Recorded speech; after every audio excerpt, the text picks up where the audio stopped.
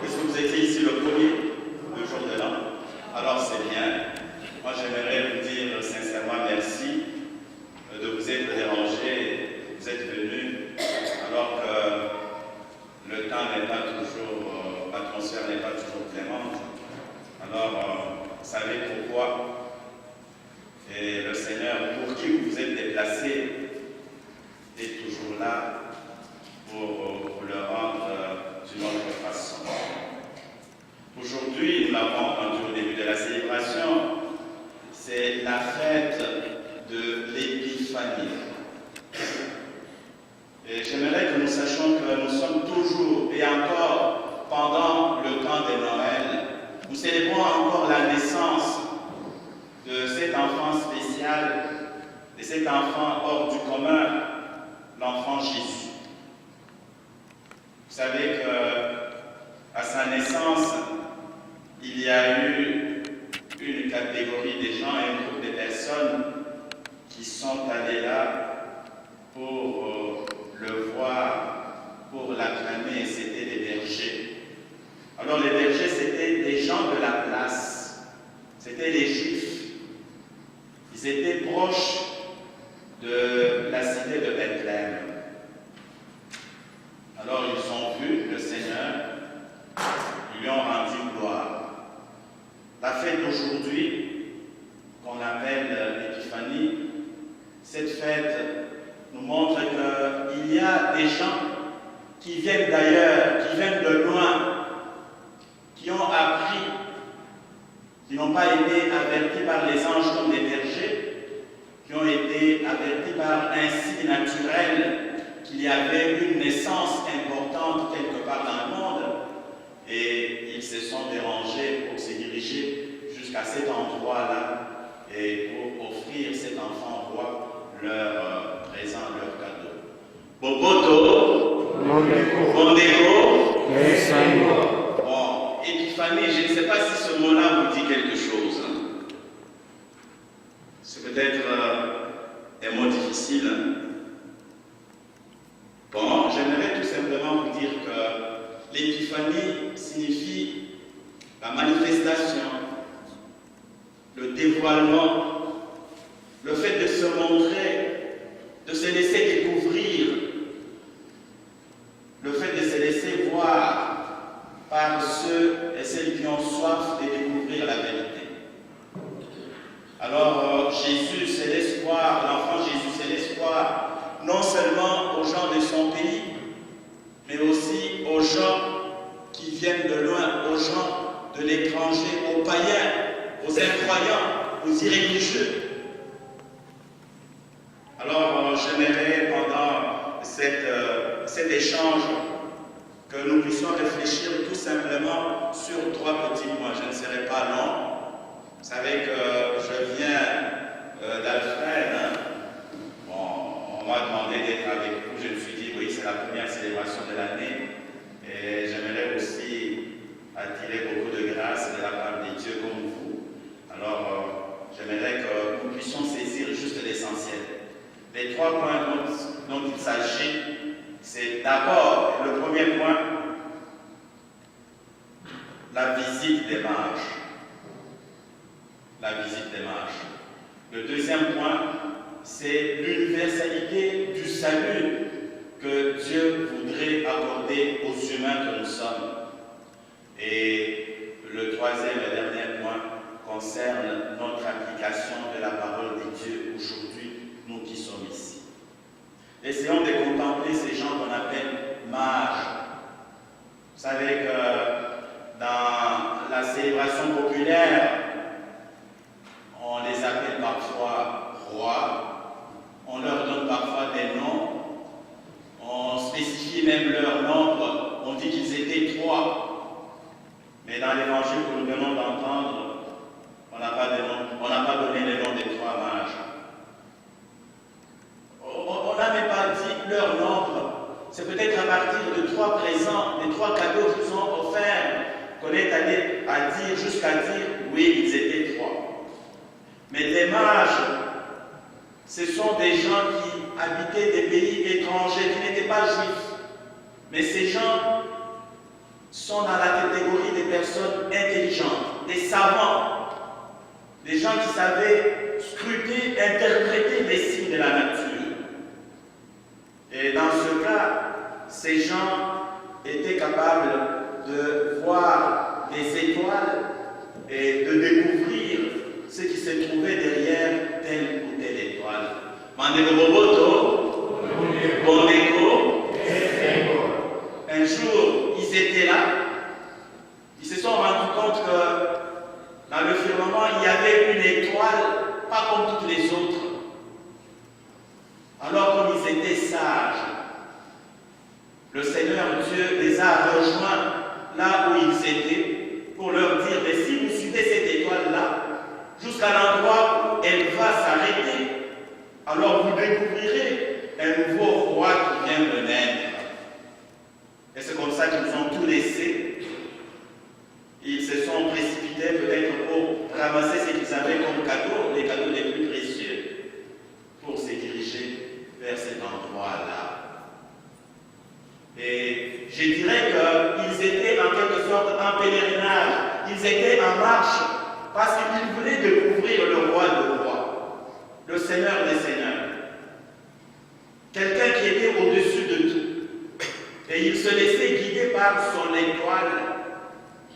Ils ne faisaient que suivre cette étoile-là. Ils étaient derrière l'étoile. Et dans leur marche, comme dans n'importe quel pèlerinage, ils ont rencontré des obstacles, des difficultés, la fatigue. Est-ce qu'ils se sont déplacés en utilisant quel moyen de transport? On ne sait pas. Peut-être qu'ils ont utilisé des chameaux. Fatigués.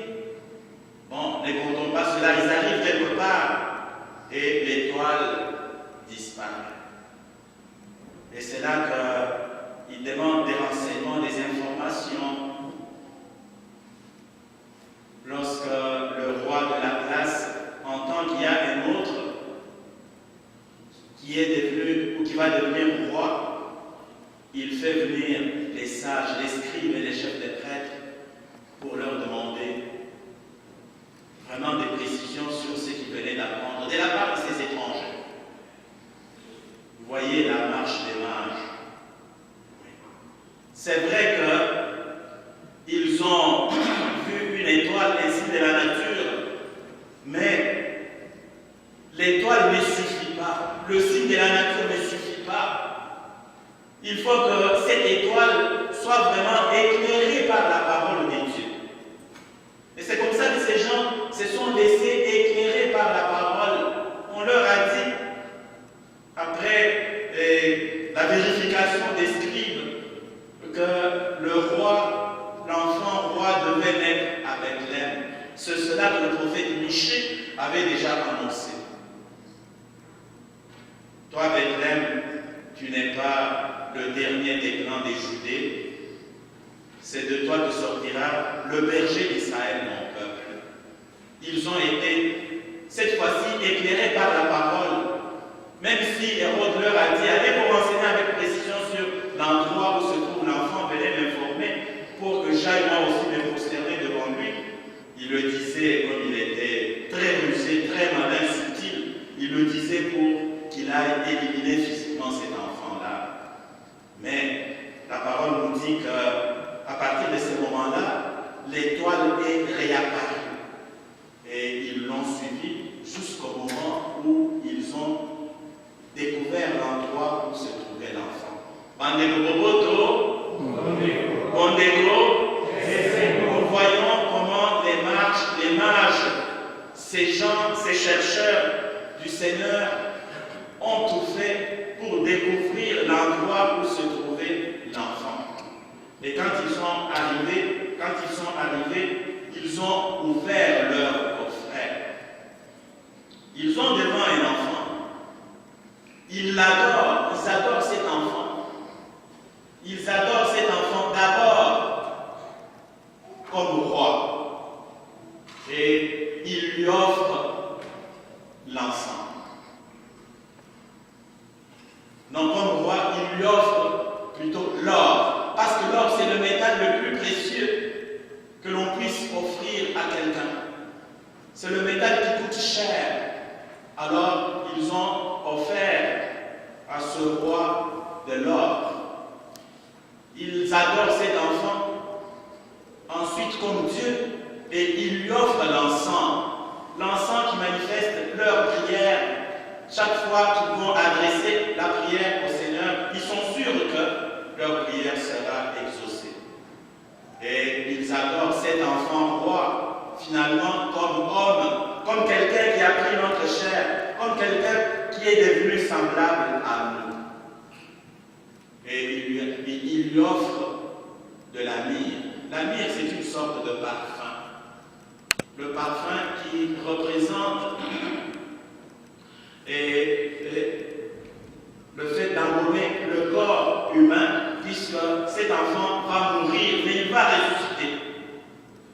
Le parfum représente ce que l'on va utiliser le jour de la résurrection pour une bonne odeur de la résurrection. Alors, mes chers amis, ces gens qui sont venus de loin ont apporté au Seigneur leur présent, leur cadeau, pour montrer qu'ils sont vraiment en communion avec lui et ils ont fait par là un acte de foi devant quelqu'un de spécial. Lorsque le Seigneur arrive dans le monde, le Seigneur Jésus, il ne dit pas qu'il est venu spécialement ou uniquement pour les gens de chez lui, pour les Juifs, non. Il est venu pour tout le monde. C'est pour cela que j'ai parlé de l'universalité du salut. La vie que Dieu voudrait donner aux gens, cette vie concerne tout le monde. Jésus n'est pas venu uniquement pour les siens. Il est venu pour les Syriens, il est venu pour les Irakiens, il est venu pour les Iraniens, il est venu pour les Rwandais, les Burundais, les Congolais, il est venu pour les Soudanais du Sud, il est venu pour tout le monde, les Japonais, les Chinois, les Français, les Belges, les Wallons, les Flamands, il est venu pour tout ce monde-là. Mais qu'est-ce qu'il nous demande, nous qui sommes ici? Nous qui sommes ici, c'est que Jésus attend de nous, c'est de savoir le découvrir, de nous laisser guider, de nous laisser conduire par son étoile à lui, de nous laisser conduire par sa parole.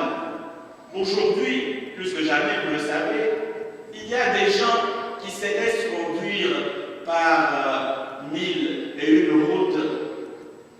Il y a beaucoup de gens qui suivent n'importe quel gourou, n'importe quel chef spirituel. Mais nous savons qui nous devons suivre, derrière qui nous devons nous placer. J'ai été chez nous au Congo il n'y a pas longtemps. Mais je vous assure que le nombre de ce que certaines personnes appellent sectes là, le nombre des églises indépendantes, on dirait que ce nombre-là ne fait qu'augmenter. Les églises deviennent de plus en plus nombreuses. Et quand on regarde ce qui se passe dans le pays, on n'a pas l'impression que les gens prient.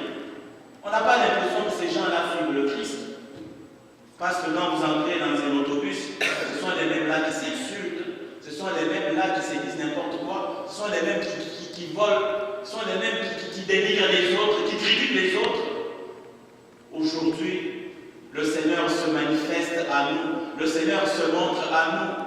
Il aimerait que nous puissions découvrir son étoile, que nous puissions nous laisser éclairer par sa parole, que nous puissions apprendre à lui offrir ce que nous avons de plus précieux. Boboto, Bondego. Alors la question que je vais vous poser pour terminer, c'est celle-ci. Aujourd'hui, nous sommes venus ici au début de cette année. Je crois qu'au début de chaque année, nous avons des résolutions à prendre. Bon, il y en a qui disent au début de l'année, bon, moi j'avais l'habitude de fumer. Combien de cigarettes par jour? Bon, 12. Alors au début de cette année, j'ai diminué. Au lieu d'en prendre 12, je vais en prendre 6. Moi j'avais l'habitude de boire 24